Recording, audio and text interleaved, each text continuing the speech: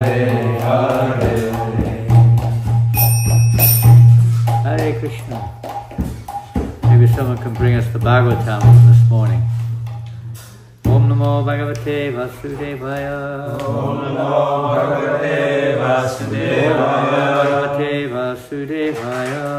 Om Namo Bhagavate Vasudevaya. Bhagavate Vasudevaya. Om Namo Bhagavate Vasudevaya. This morning we read from Srimad Bhagavatam, and it was quite a long purport, as these purports in this 10th canto, chapter 13, towards the end. Many of them are quite long. This one ended with a particular paragraph, and we spoke this morning a little bit on the other topics of the purport, but we didn't touch this last paragraph. So this evening we'll just reflect a little bit on the last paragraph, which is a very significant paragraph, where Srila Prabhupada speaks. We should discuss Srimad Bhagavatam daily, as much as possible, and then everything will be clarified. For Bhagavatam is the essence of all Vedic literatures. Nigamaka Pitaro Galitam Palam. It was written by Vyasadeva, Mahamuni Kute, when he was self-realized. Thus, the more we read Srimad Bhagavatam, the more its knowledge becomes clear. Each and every verse is transcendental. So just in 6 lines there, Srila Prabhupada, 5 lines, has given very clear directions. We should read as much as possible daily, or it should be said we should discuss Srimad Bhagavatam daily, and we should discuss it as much as possible. It's the second of those two. We should read daily as much as we can and discuss it. Everything will then become clarified. For Bhagavatam is the essence of all Vedic literature.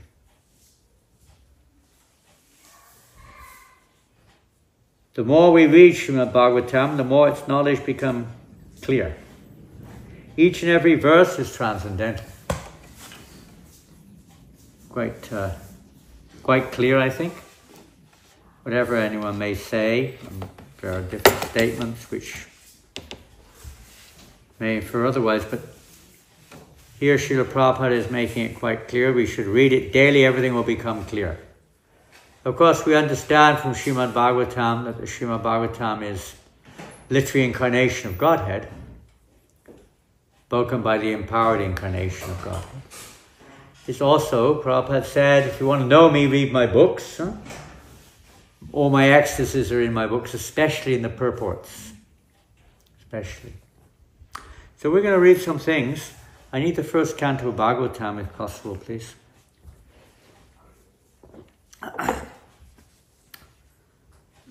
They're not in any particular order, they're just as they are.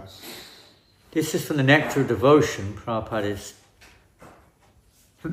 I don't know what this is, some video things just come on the screen. Something to do with the last class. It was recording it or something, I don't know what it was doing, something.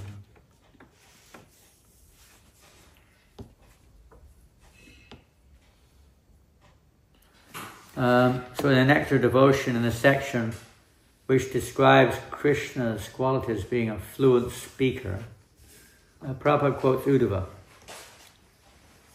or Rupa Goswami quotes Uddhava, and Prabhupada has translated, I don't know. The words of Krishna are so attractive that they can immediately change the heart of even his opponent. His words can immediately solve all the questions and problems of the world. Although he does not speak very long, each and every word from his mouth contains volumes of meaning. These speeches of Krishna are very pleasing to my heart. So this, each and every word, Prabhupada said, each and every word has meaning. They're completely transcendental. One word. Prabhupada, in this famous maybe? No.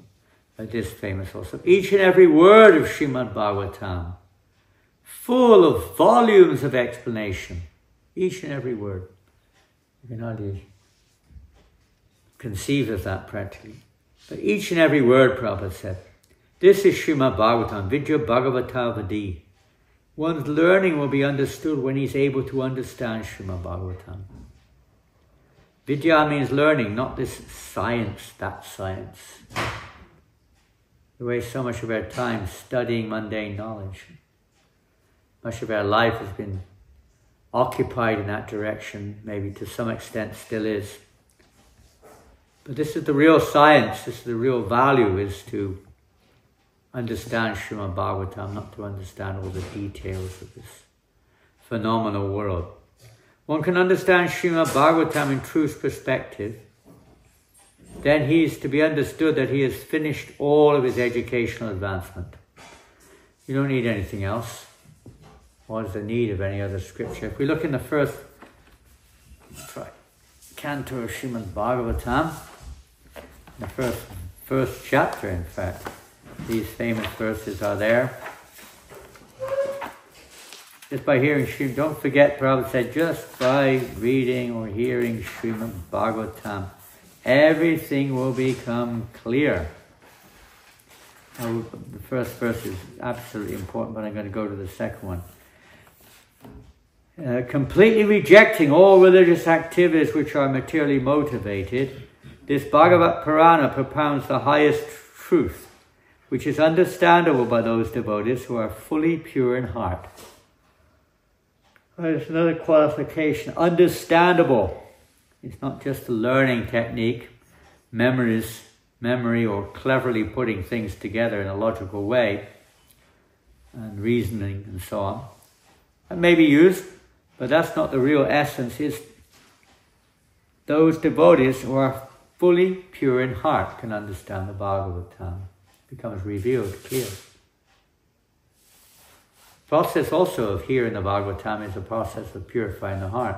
But to actually understand the Bhagavatam, very hard. There's a very interesting verse spoken by Lord Kapila-deva, I think, in the third canto, which is a verse spoken by, I don't know, he's quoting, I'm not sure, where he says there something like, Vyasadeva, I may or may not understand the Bhagavatam. Vyasadeva may not understand the Bhagavatam. He's the compiler. And maybe you can find that verse, Vasika. I'll try. I do have it on the computer here. It's a fascinating verse. But to understand it is not easy. It's not just by, remembering and quoting things and putting it into place.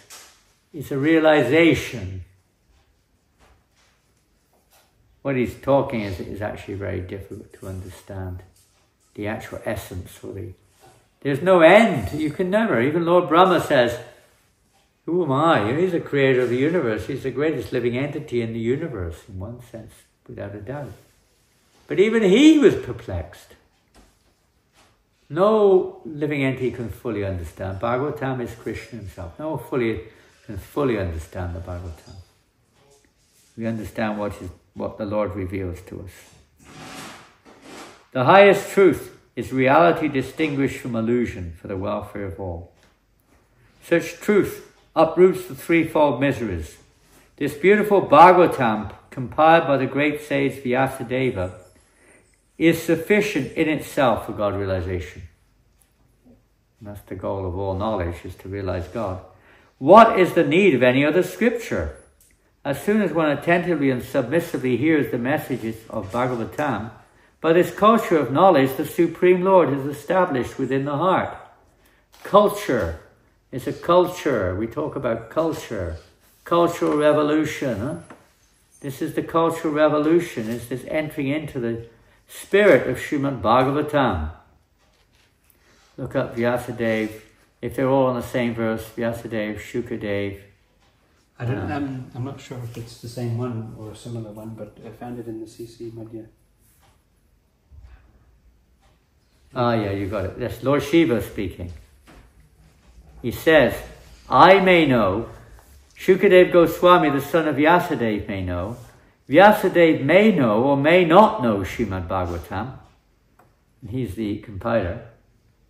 On the whole, Srimad Bhagavatam, the spotless Purana, can be learned only through devotional service, not by material intelligence, speculative methods, or imaginary commentaries. Thank you. It just goes to show that this is not a light subject like reading a book on history or something, you know, or mechanics, whatever it is, engineering. This is a realized subject matter. Realized. O expert and thoughtful men, relish Srimad Bhagavatam, the mature fruit of the desired tree of Vedic literature. It emanated from the lips of Srila Shukadeva Goswami. Therefore this fruit has become even more tasteful, although its nectarian juice was already relishable for all, including liberated souls. Relish this Srimad Bhagavatam. And we hear in this same chapter, or the next chapter, we hear how important it is. Nasta prayeshu abhadreshu nityam bhagavata seva. I think we all know that verse. Huh? You know this verse? Nityam bhagavata sevaya. Nasta prayeshu abhadreshu. You know this verse? Nityam bhagavata sevaya. Come on, you're a scholar. Bhagavati utamashloke. Bhakti Bhagavati Naishtiki means almost new. By regular attendance, or actually, you know, the translation, the original one said, by regularly hearing Srimad Bhagavatam and by rendering all of service to the pure devotee, all that is troublesome to the heart is almost completely destroyed. And loving service unto the personality of Godhead, who is praised with transcendental songs, is established as an irrevocable fact. So that attraction to the Lord by regularly hearing the Bhagavatam and rendering service, they should go together, then a relationship or attachment to Krishna becomes established, a irrevocable fact. And it goes on. There's some beautiful verses here in the 3rd chapter of the 1st canto, right at the end. Let's see, where should we start here? I'll go back one or two.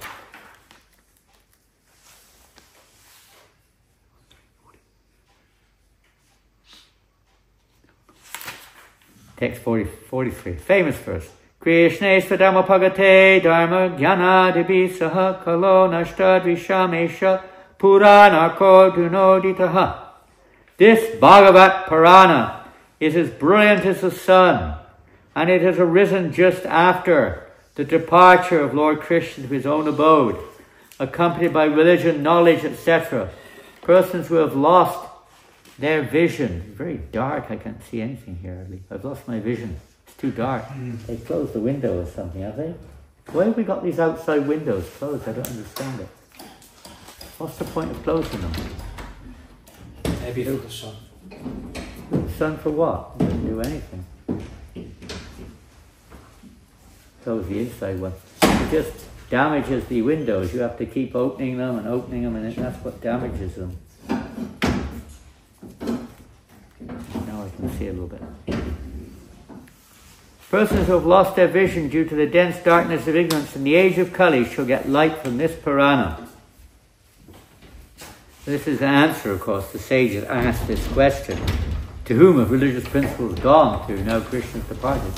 So here Vyasadeva is saying, or Sutta Goswami is rather saying, they've gone to the Bhagavatam. The Bhagavatam is now present. And the last verse of this chapter, Sutta Goswami says, O learned Brahmins, when Sukadeva Goswami recited Bhagavatam there in the presence of Emperor Parikshit, I heard him with rapt attention, and thus by his mercy I learned the Bhagavatam from that great and powerful sage. Now I shall try to make you hear the very same thing as I learned it from him and as I have realized it.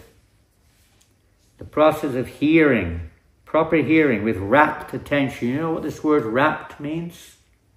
What does it mean? Very concentrated. Very concentrated, yeah. Focused, completely absorbed in, like that. On the edge of your seat here. Like you're on the edge of your seat. Yeah, you're really...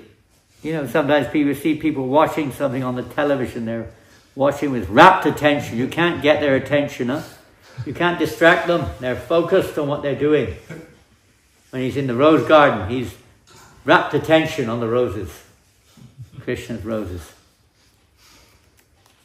Prabhupada writes, one can certainly see directly the presence of Lord Sri Krishna in the pages of the Bhagavatam if one has heard it from a self-realized great soul like Shukadeva Goswami. Then he goes on about the importance of learning from the right person, not from the bogus hired person. But Prabhupada at the end of the purport says here, simply hearing is not all. One must realize the text with proper attention. Proper attention. The word nivishta means that Sutta Goswami drank the juice of the Bhagavatam through his ears. That is the real process of receiving Bhagavatam. One should hear with rapt attention from the real person, and then he can at once realize the presence of Lord Krishna in every page. The secret of knowing Bhagavatam is mentioned here. No one can give rapt attention who is not pure in mind. No one can be pure in mind who is not pure in action.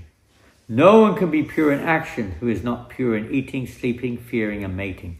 But somehow or another, if someone hears with rapt attention from the right person, at the very beginning one can assuredly see Lord Krishna in person in the pages of the Bhagavatam. And there are so many other verses in this particular vein, but we're just going to briefly read a few points here now.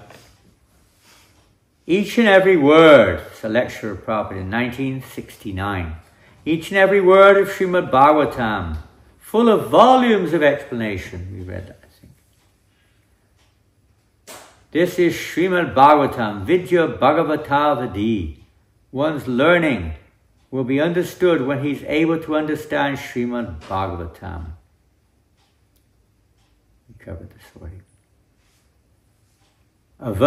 Avadi means this is the limit of education, to understand Srimad Bhagavatam. And in one Purana, Prabhupada says, you will find 18,000 verses, and each and every word is so meaningful that you study throughout your whole life. Oh, still you'll find refreshed. It's ever fresh. It's never stagnant. You can read the Bhagavatam 1,000,000 times and it's ever fresh. Because each time you get new realization. It's just like you're reading it for the first time practically. This is the nature. It never becomes hackneyed. It's transcendental. Prabhupada, that was from 1969 also, when Prabhupada was staying with John Lennon, he spoke. This each and every word of Srimad Bhagavatam is full of meaning. If one word is explained, it will take 3 hours. That much time we haven't got. We have to describe everything very shortly. That was in 1970. Even early days, Prabhupada is talking like this. Each word, also 1971, each word, that is the significance of Srimad Bhagavatam. Each and every word is so selected, so rightly placed that you cannot suggest anything better than. We may not realize it at the time, but it's perfect. Srimad Bhagavatam is perfect and complete. These are the Bhagavat. There is no comparison. There is no literature throughout the universe like Srimad Bhagavatam. There is no comparison. There is no competition. Every word is for the good of human society. Every word, each and every word. Therefore we stress so much in the book distribution. Somehow or another, if the book goes in one's hand, he will be benefited. At least he will see, oh, they have taken so much price, let me see what is there. If he reads one shloka, his life will be success. If he reads one shloka, one word, this is such nice things. Therefore we are stressing so much. Please distribute book, distribute book, distribute book. A greater Madanga.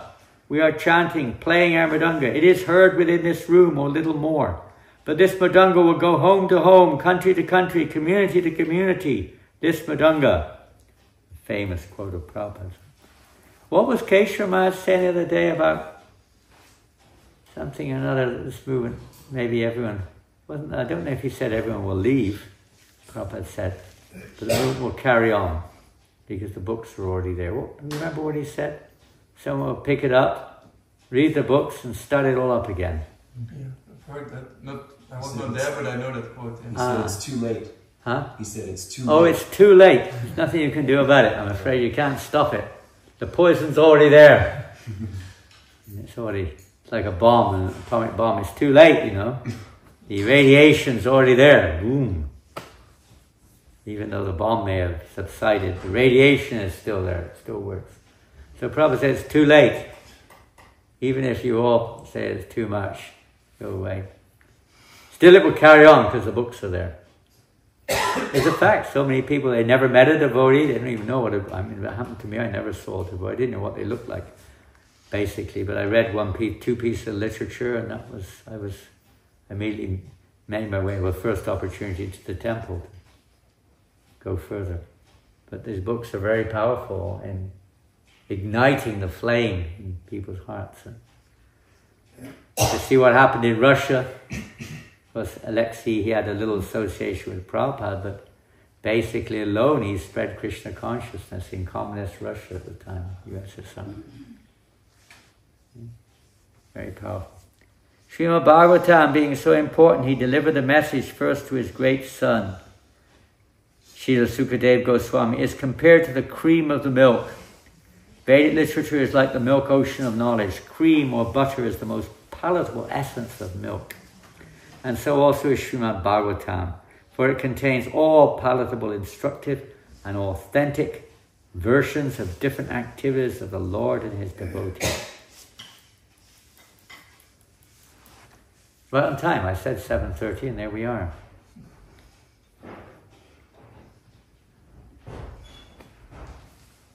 Hare Krishna. Grantaraj Srimad Bhagavatam ki jai. Any comments or questions? You could go on and quote hundreds of verses. I didn't have time. Here you go, Vedant. Yeah, the program in Kali Yuga is to find people who can have a fixed mind. Yeah, you won't find many people with a fixed mind, you're right. A lot of difficulty to find people with equilibrated mind. Yeah.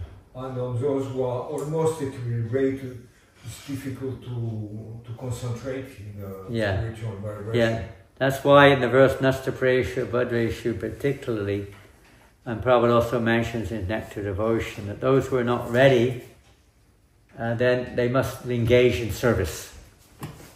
And Nasta Prayeshu, Bhadreshu, Nityam Bhagavata, service to the pure devotees, Sevaya, is essential also. And, it's not that you study all day long, but we should hear Bhagavatam, even if we don't realize it, even if we don't really understand it, we still should hear it. And gradually the realization will come by regular hearing and by rendering service, submissive service to the devotees of the Lord. That's the process. Shushrushrosha Dadanasya, we mentioned this morning. By serving those devotees who are pure in heart, great service is done by such service. One develops an affinity for hearing the messages of Srimad Bhagavatam. By rendering that service, the pure devotees are pleased, the Lord is pleased, and he gives us a little attraction in time, a little realization in time as our heart becomes cleared of the message of Srimad Bhagavatam. It's a fact in this age, people are manda samanda mati or manda pago, upadruta, they're very disturbed, quarrelsome, lazy, misguided, short-lived. People can't focus it's getting worse and worse. Now there's so many people, they can't even, for 1 minute hardly, focus on something. It's very difficult. They're always changing. One time Prabhupada said, at least that's what we're told by Prabhupada's servant, that he said, the devotee said, the devotee was sick, maybe it was a servant, he said, Prabhupada said, so what are you doing? He said, I'm sick, Srila Prabhupada, so what are you doing? He said, I can't do anything, I can only chant. And Prabhupada said, that is what we're supposed to be doing. We're supposed to be chanting. But because you can't do it all the time, I have to give you so many services to do, to keep you engaged. Of course, we have a mission, we have a need. No doubt, so many things have to be done, but ultimately, the objective is to be satatam kirtiyantumam, to be always engaged in chanting the glories of the Lord, ultimately. Whatever we're doing, etc., for the sake of the mission, or the sake of our own needs. sake of others, etc. We'll do it with disgust or the requests of the Guru or the spiritual masters. But in reality, that's the nature of the spiritual world. Everyone's engaged in kirtan, glorifying the Lord. To always hear, chant and remember the name, fame, glorious pastimes of the Lord. In one sense, that's what the temple is meant to provide, a facility for that. Many things go on, but that's the primary essence around the worship of the deities, is the kirtan, the glorification of the Lord, together with all the other services. But this is the essential one, the hearing and chanting about. That will change our heart. Other things, we often end up doing things which are according to our conditioned nature. And unless we hear and chant sufficiently from the right source, our conditioned nature will continue to remain our nature. But the whole purpose is not to remain on the level of, conditioned nature. It's to change our nature, to understand our true identity, our true nature. So together with that service, we must hear. Both must go on. Otherwise, all sorts of envy, pride, so many things can easily evolve. Attachments and whatever, all kinds of unwanted things may take place. Careful hearing. Hearing the holy name, hearing Bhagavatam carefully, as much as we can. And in the beginning, we may not be able to hear carefully because, as Giri Govardhan has pointed out, people are disturbed. They can't concentrate. Their minds are not pure. So the service will purify, kirtan will purify. Everything's purification, but it takes time before that purification. And then the realization. Realization means seeing. Pratyaksha-vagamam dharmyam susukam kartam-aviyam. It's not just a theoretical and acceptance, it's an actual vision. To realize, it's not just... Sometimes it's used a little loosely. Yeah, I realize I'm not the body, but it's more than that, Inner heart's pure. We have to hear from those who've seen the truth, hear from them because they've seen the truth. They can impart the path, the process whereby we can also become eligible that Krishna reveals himself.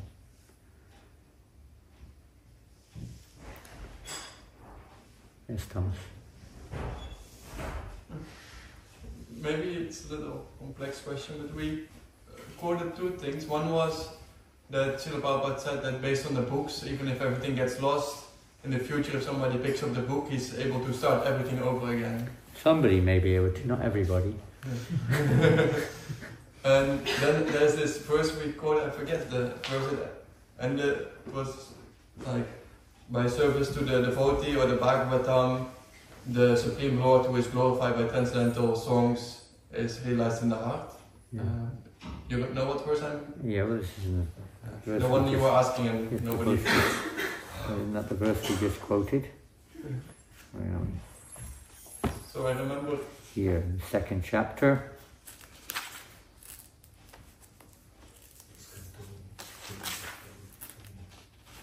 Well, I'll go back a few verses, they're all fantastic. Therefore, with one pointed attention, one should constantly hear about, glorify, remember, and worship the personality of Godhead, who is the protector of the devotees. With sword in hand, it doesn't literally mean sword as such, sword of knowledge, intelligent men cut through the binding knots of reactionary work, karma, by remembering the personality of Godhead. Therefore, who will not pay attention to his message? O twice-born sages, by serving those devotees who are completely freed of all vice, great service is done. By such service one gains affinity for hearing the messages of Vasudeva. Sri Krishna, the personality of Godhead, who is the Paramatma in everyone's heart, and the benefactor of the truthful devotee, cleanses desire for material enjoyment from the heart of the devotee, who has developed the urge to hear his messages, which are in themselves virtuous when properly heard and chanted. By regular attendance in classes on the Bhagavatam, and by rendering service to the pure devotee, all that is troublesome to the heart is almost completely destroyed. We read that earlier. Yeah. And loving service unto the personality of Godhead, who is praised with transcendental songs, is established as an irrevocable fact. As soon as irrevocable loving service is established in the heart, the effects of nature's modes of passion and ignorance, such as lust, desire, and hankering, disappear from the heart. Then the devotee is established in goodness and becomes completely happy. Thus established in a mode of unalloyed goodness, the man whose mind has been enlivened by contact with devotional service to the Lord gains positive scientific knowledge of the personality of Godhead in the stage of liberation from all material association. Thus the knot in the heart is pierced and all misgivings are cut to pieces. The chain of fruitive actions is terminated when one sees the self as master. So my question is in the verse that by rendering service to the devotee or the Bhagavatam, there also in the purport Prabhupada mentions that it says people fail to realize that by service to the Bhagavat devotee or the person Bhagavat and or to the book Bhagavat, one is able to achieve all perfection. So in combination with this quote that Swami Maharaja mentioned, I'm wondering if somebody in the future, ISKCON doesn't exist anymore, he takes up the Bhagavatam, he will be continuing the Bhagavat Sampradaya then? Maybe what? Like if somebody in the future, ISKCON is not there, or maybe he's in some country, I don't know. He'll be continuing the what? Prabhupada says that if somebody gets the Bhagavatam... Yeah, I know all that. There's just that word after continuing. I didn't Bhagavat get Sampradaya? So instead of the I would be continuing the Bhagavat Sampradaya. Yeah, would he be able to continue the Bhagavat Sampradaya? Well, everything's possible. Depends who he is. I mean, a normal person, not like a... Well, he won't be a normal person. Like how to say it? Not a Shaktavesh avatar, but... You will start something, and then Krishna will send somebody along to guide him. But, I mean, no Gaudiya Vaishnava, so to say. Somebody will come along. You know, there was no Bhagavad Gita in the Western world until Prabhupada came. None. None at all. You know, Krishna will send someone along. Prabhupada went to Moscow. There was no Bhagavad Gita. Alexei came along. And Prabhupada spoke to him for an hour. From there, the whole movement evolved in Russia. Somehow or another, the Lord will have a plan. What Prabhupada is saying is not necessarily that's what will happen, but you know, it's not going to happen like that most likely. But the point is that these books are so powerful and so potent that they can change people's hearts, even without the personal association. However, you know, Krishna will send a personal association along in due course of time. Or they'll come to that association. That will generally take place. That's how it normally works. Now, as you say, we're a normal person doesn't mean you're a Shakti Vaishnava avatar who's appeared in the world to re-establish the disciplic succession. You're a person, in the public person. You obviously, if someone studies the Bhagavatam, they're not an ordinary person. They're not an ordinary person. No ordinary person is going to sit down and study the Bhagavatam on his own from beginning to end, and then again study it and really, you know, take it as his life and soul. Not an ordinary person, but there are people who do that even without devotion, without association. There are people who are doing that. They're already previous lifetime. So maybe devotees will come back again in previous lifetime and do like that. You know, we have to render service. What service? Chanting Hare Krishna is service. Many people start chanting Hare Krishna without ever meeting a devotee. Many. Following the book on how to chant, not just because it's some, you know, they heard it on the movies or something, but because they, you know, they got the proper process from reading Prabhupada's books, you know, doing these things. Many people have followed the regulated principles just by reading Prabhupada's books without meeting a devotee. Happens many times. Many people, even I don't know, he did meet a devotee, of course, but Emile. You know, before even coming here, he had a group chanting Hare Krishna on the other side of France. You know, he organized. Yeah, so these things are possible. But rare. Rare. It's not an ordinary person. I think probably it's just emphasizing the importance of associating with his books. How powerful it is. I mean, Prabhupada I thought I had it there, but it wasn't there. That famous quote of, I read it the other day, actually, Shiva Maharaj mentioned it in one of his Vyasa Puja homilies, but I heard from Bhagavat Prabhu, one of Prabhupada's early disciples, that he was with Tamal Krishna Maharaj one day and they were with Srila Prabhupada, and Prabhupada asked him to quote some verse. Many times Prabhupada said, what's that verse in the Bhagavad Gita where Krishna talks about something or another, like that? What is it? And they looked at each other and Bhagavat looked at Tamal. Tamal said, you do it, you answer. Neither of them knew it. And Prabhupada, this is the problem, Prabhupada said with my disciples, you're not reading my books. I've written these books for you, you're not reading them. He said, Prabhupada said, even I read my books. Even I read my own books. You know why I read my books? Well, we know, but they weren't sure. I mean, because you wrote them. It's kind of like funny. You're reading your own books. You realize the subject matter. Why are you reading them? Probably reading them. He said, I'll tell you why I read these books. Because when I sit down to translate and comment on these books at night, Krishna sits next to me and tells me what to write. It's not just some clever person taking things from here and there and putting it together in a way that some people will, follow. But it's directly dictated, just like the Govinda Bhasya was dictated to Bhaladeva Jabhusan by Govindadeva. The words of Govinda. The pure devotees are directly directed from within by the Lord. He's actually guiding them. It doesn't mean he's guiding their grammatical, writing, but the subject matter, the essence is being totally guided by the Lord. Probably would engage others in correcting the English or whatever. It's not like that. But the points, the subject, the Lord is directly guiding.